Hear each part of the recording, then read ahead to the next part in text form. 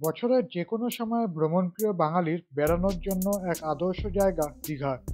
দীঘা ছাড়াও দেখবার মতন আছে মন্দারমণি, শঙ্করপুর, তাজপুর, তালসারি এবং আরও অনেক কিছু।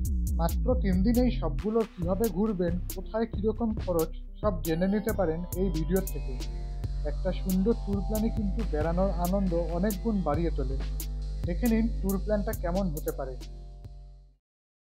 কলকাতা বা হাওড়ার থেকে দীঘা আসতে পারেন ট্রেনে বা বাসে। যেটাতেই আসুন না কেন চেষ্টা করবেন দুপুরের মধ্যে দীঘা পৌঁছানো। তাহলে বেশ কয়েকটি জায়গা সেদিনই দেখে নেওয়া যাবে। এখানে কয়েকটি ট্রেনের নাম দেওয়া থাকলো যেগুলো দুপুরের মধ্যেই দীঘা পৌঁছে যায়। এছাড়া কলকাতার থেকে প্রচুর বাস আছে। দীঘা পৌঁছে প্রথমেই লাগেজ রেখে ফ্রেশ হওয়ার জন্য চলে আসুন হোটেলে। আমাদের বুকিং ছিল হোটেল শান্তিনিকেতনে। নিউ দীঘা সি বিচ থেকে মাত্র 1 কিলোমিটারের মধ্যে এই হোটেল। পুরো দীঘা জুড়েই আছে বিভিন্ন স্ট্যান্ডার্ডের প্রচুর হোটেল আর গেস্ট হাউস। তবে সি বিচের ধারের হোটেলগুলো কিন্তু একটু কস্টলি হবে। হোটেল শান্তিনিকেতন সাধ্যের মধ্যে যথেষ্ট ভালো। ডাবল বেডের রুম হলেও 3 জন থাকা যায়। এছাড়াও এদের নিজস্ব রেস্টুরেন্ট আছে যেখানে প্রচুর ফুড আইটেম পেয়ে যাবেন। এখানে এসি রুমের একদিনের চার্জ 1600 টাকা। কিছুক্ষণের জন্য বিশ্রাম নিয়ে দেখতে বেরোবো দীঘাতেই কাছাকাছি কয়েকটা টুরিস্ট স্পট। প্রথম দিন দুপুরে খাওয়া দাওয়া করে প্রথমেই চলে আসলাম অমরাবতী পার্ক। নিউ দীঘাতে অনেকটা জায়গা নিয়ে তৈরি হওয়া এই পার্কটি কিন্তু অবশ্যই দেখবার মতন। এখানে জনপ্রতি টিকিট মাত্র 10 টাকা। চারপাশে অজস্র গাছপালা দিয়ে সাজানো সুন্দর এই পার্কের দুটো মেইন অ্যাট্রাকশন হচ্ছে লেকে বোটিং আর রোপওয়ে রাইড। তবে রোপওয়েটা মেইনটেনেন্সের জন্য বন্ধ আছে। নিউ দীঘা বিচ থেকে মাত্র 1 কিলোমিটারের মধ্যে এই পার্ক, তাই এদিকে বেড়াতে আসলে একটু সময় নিয়ে এটাও ঘুরে নেবেন। এখানে সবচেয়ে আকর্ষণীয় হচ্ছে লেকে বোটিং। পার্কে ঢোকার সময় কিন্তু বোটিংয়ের টাকা নেওয়া হয় না। বোটিং করতে হলে আলাদা করে টাকা দিয়ে চড়তে হবে। আপনাদের জন্য রেটটা দেওয়া থাকলো। এই লেকটাকে উপভোগ করার জন্য টিকিট কেটে শুরু করলাম বোটিং। দেখুন বোটিং করতে করতে চারপাশটা কীরকম লাগে। সবুজ গাছপালা দিয়ে ঘেরা এই লেকটা কিন্তু অনেকটাই বড়। জানিয়ে রাখি, এখানে বোটিং করতে পারবেন 30 মিনিটের মতন, যা পুরো লেকটা ঘুরে দেখার জন্য যথেষ্ট সময়। এছাড়া পার্কের বিভিন্ন জায়গায় দেখা যায় বাংলার জনপ্রিয় কার্টুন চরিত্র আর ছোটদের প্লেগ্রাউন্ড। এক কথায় এখানকার ব্যবস্থাপনা খুবই ভালো।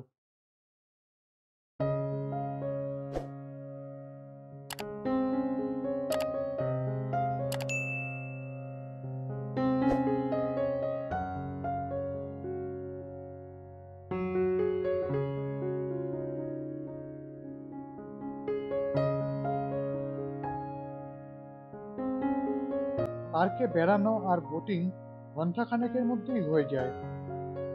এবার এখান থেকে চলে যাব পরের গন্তব্য Digha science centre.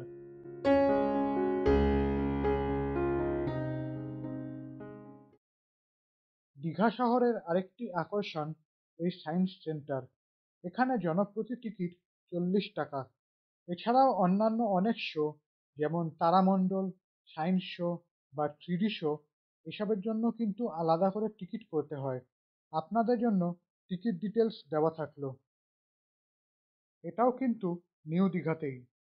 Amaravati park আর সি বিচ থেকে খুবই কাছে। ভিতরে ঢুকেই বিভিন্ন ঘরে দেখতে পাবেন প্রচুর সায়েন্টিফিক মডেল আর তার বর্ণনা। এছাড়াও তারামণ্ডল এবং 3D শোটাও দেখে নিতে পারেন। বিশেষ করে বলবো ফান সায়েন্স শো বলে যে প্রোগ্রামটা হয় সেটা কিন্তু বড়দের পাশাপাশি ছোটদেরও খুবই ভালো লাগবে। 1 থেকে 1.5 ঘন্টার মধ্যেই এসব ভালো করে দেখে নেওয়া যায়। বিকেলের মধ্যে সায়েন্স সেন্টার দেখে যাব পরের গন্তব্য ঢেউসাগর পার্ক।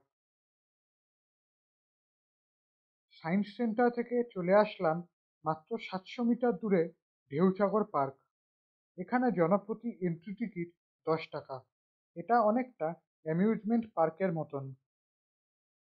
এখানে বোটিং আর টয় ট্রেন রাইড ছাড়াও আছে game zone, food court, tree house cottage, Radhakrishna মন্দির, চিলড্রেন পার্ক, সেলফি পয়েন্ট এবং আরও অনেক কিছু।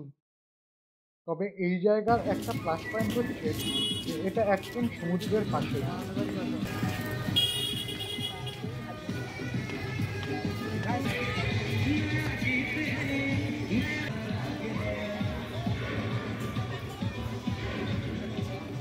ঢোকার পর বেশ কিছুটা হেঁটে গেলেই দেখতে পাবেন সমুদ্রের ধারে রাস্তার উপর সার দিয়ে বসার জায়গা। সেখান থেকে সমুদ্র উপভোগ করতে পারবেন। আমি সাজেস্ট করব যে এই স্পটটা বিকেল বা সন্ধ্যার দিকেই বেড়ানো ভালো, কারণ সেই সময় লাইটিং আর মানুষের কোলাহলে পুরো জমজমাট হয়ে ওঠে।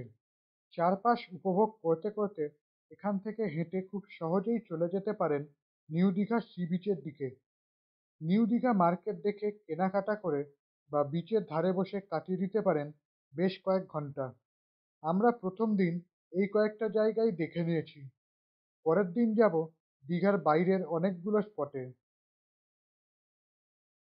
দ্বিতীয় দিন ভোর ৫টার সময় চলে আসলাম দীঘা মোহনা। এখান থেকে সূর্যোদয় উপভোগ করা যায়, তবে এই দিন আকাশ মেঘলা থাকায় সেটা আর দেখা যায়নি। ভোরবেলায় আসলে আরেকটা জিনিস দেখতে পাবেন, সেটা হচ্ছে মাছ ভর্তি ট্রলার, যেগুলো এখানে এই জায়গায় এসেই মাছ নামায়, যার জন্য বিচের ঠিক বাইরেই বেশ বড় মাছের বাজার বসে। ভাটার সময় বলে সমুদ্র এখন অনেক দূরে, জোয়ার আসলে পুরো জায়গাটাই কিন্তু জলে ভরে যায়। কাছের দোকানে বসে চা খেতে খেতে উপভোগ করতে পারেন সমুদ্রের দৃশ্য।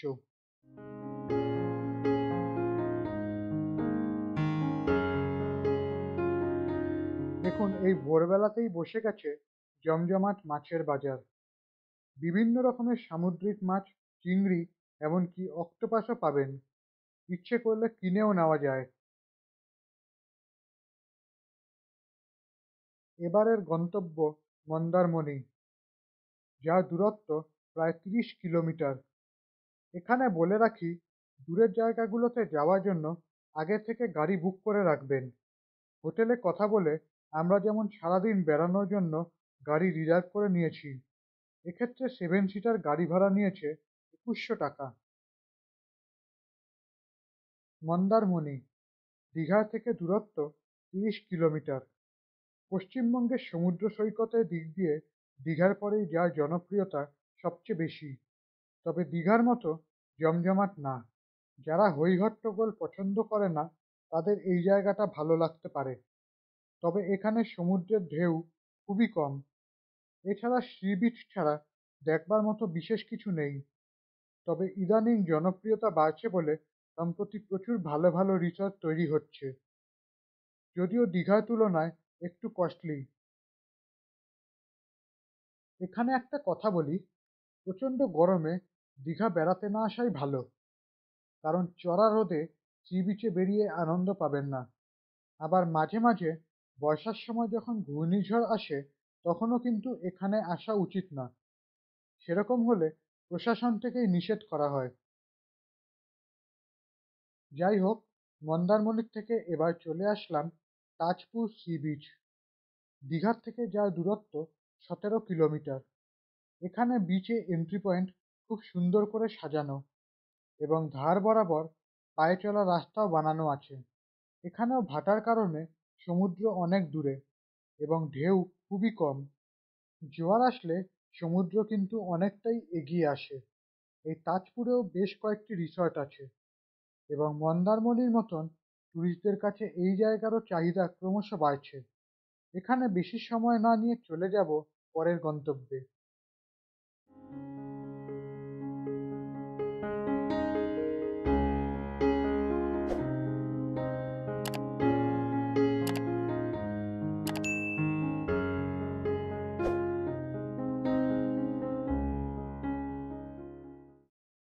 এবার দেখব শঙ্করপুর সি বিচ।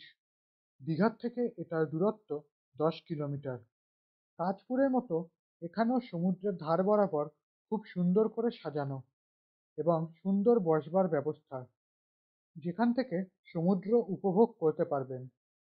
তবে এই জায়গায় কিন্তু আগের মতন সমুদ্রে নামতে পারবেন না, কারণ এখানে সমুদ্র অনেক গভীর এবং পাড় বরাবর শুধু বড় বড় পাথর, যেগুলো প্রবল ঢেউয়ের স্রোত আটকায়। এখানে রাস্তার থেকে সমুদ্র পর্যন্ত এরকম ধাপে ধাপে পাথর দিয়ে বাঁধানো। যখন জোয়ার আসে তখন এই জায়গাটা কিন্তু জলের নিচে চলে যায়। রাস্তার থেকে এখানে নামার সময় কিন্তু সাবধানে নামতে হয়, কারণ বেশিরভাগ জায়গায় পাথরগুলো বেশ স্লিপারি হয়। দেখতেই পাচ্ছেন এখানে সমুদ্র কিন্তু অনেক উত্তাল। তাজপুর বা মন্দারমণির মতন মোটেই শান্ত না, এবং সমুদ্রে নামা অসম্ভব। ভোরবেলার থেকে অনেক ঘোরাঘুরির পর ব্রেকফাস্ট করে নিতে পারেন তাজপুর বা শঙ্করপুরের কাছের কোনো হোটেল থেকে, কারণ এরপরেও কিন্তু অনেক জায়গা দেখা বাকি। এতক্ষণ অনেকগুলো সি বিচে বেড়ানোর পর এবার চলেছি শঙ্করপুরের একটা মন্দিরের দিকে। নায়কালী মন্দির শঙ্করপুর বিচ থেকে যা দূরত্ব মাত্র 3 কিলোমিটার। অনেকটা জায়গা নিয়ে বেশ বড় করে মন্দির বানানোর কাজ চলছে। যদিও বানানোর কাজ শেষ হয়নি, তবে এর মধ্যেই কিন্তু প্রচুর টুরিস্ট আসছে। সমুদ্র সৈকত দেখার পরেও হাতে সময় থাকলে এখানে আসতেই পারেন, আর পুজো দেওয়া থাকলে সেটাও করে নিতে পারেন।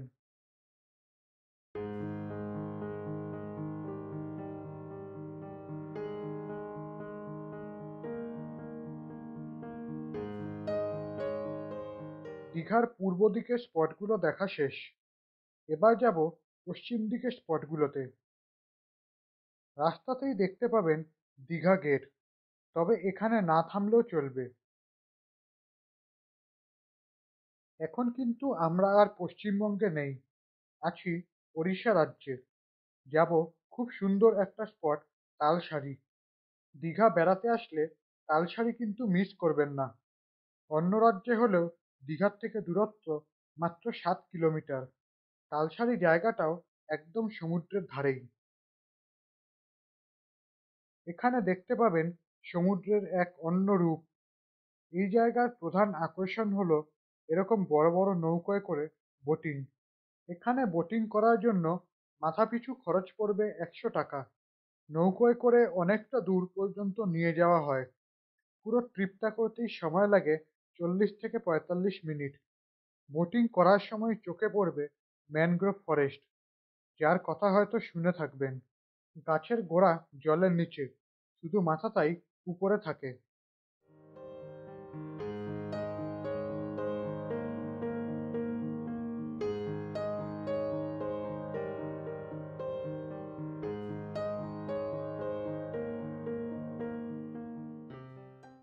বোটিং করে ফেরার পথে কিছুক্ষণের জন্য নামানো হয় একটা আইল্যান্ড মতন জায়গায়। অনেকটা এরিয়া নিয়ে এই আইল্যান্ড, তবে চারপাশেই জল। জোয়ারের সময় বেশ খানিকটা জায়গা জলের নিচে চলে যায়। এখান থেকে দূরের সমুদ্র উপভোগ করা যায়, আর ভাগ্যে থাকলে দেখতে পাবেন প্রচুর লাল কাঁকড়া।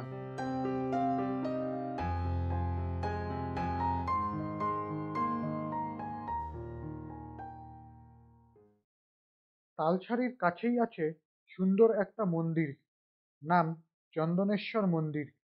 এটাও ওড়িশা রাজ্যের, তবে প্রচুর বাঙালিও আসে এখানে। ভিতরটা আর দেখাচ্ছি না, তবে ইচ্ছে করলে হাতে সময় নিয়ে আসতেই পারেন।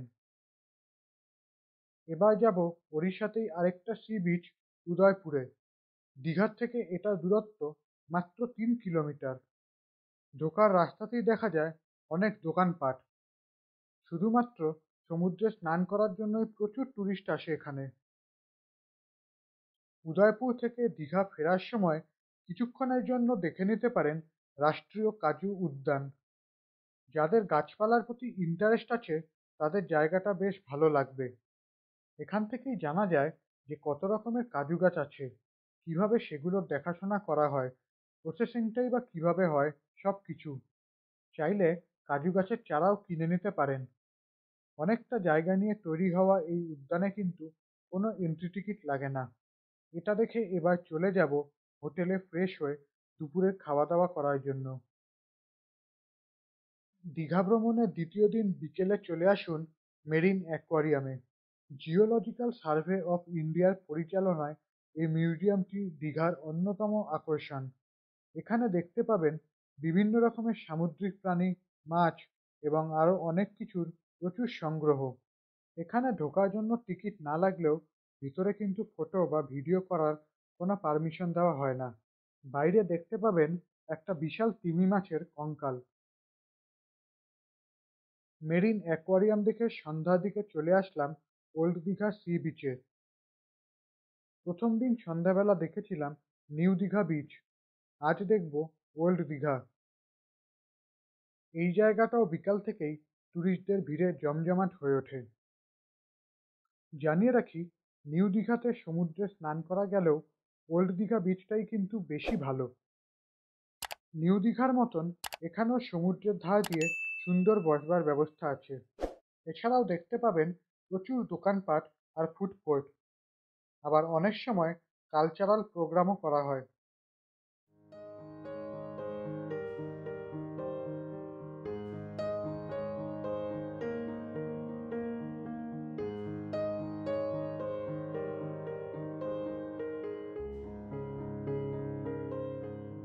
সমুদ্রের ধারে বসে বা সবকিছু ঘুরে দেখতে দেখতেই কেটে যায় বেশ কয়েক ঘন্টা। রাত হলে পুরো জায়গাটা আলোয় সেজে ওঠে। তবে রাতের দিকে সমুদ্রে না নামাটাই ভালো। ২ দিনেই দীঘা ও তার আশপাশের প্রায় সব জায়গাই দেখে নিয়েছি। তবে এত ঘোরাঘুরির জন্য সমুদ্রে স্নান করাটা কিন্তু বাকি রয়ে গেছে। সেটা করব তৃতীয় দিনে।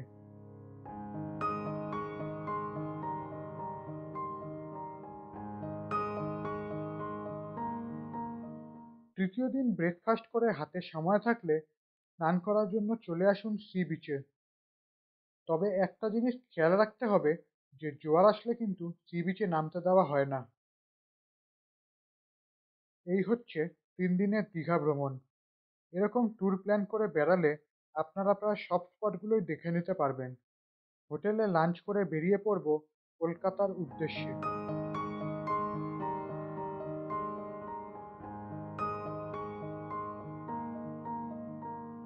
এসবিএসটিসি বাসস্ট্যান্ড থেকে আপনারা গন্তব্যের জন্য পেয়ে যাবেন প্রচুর এসি বা নন এসি বাস।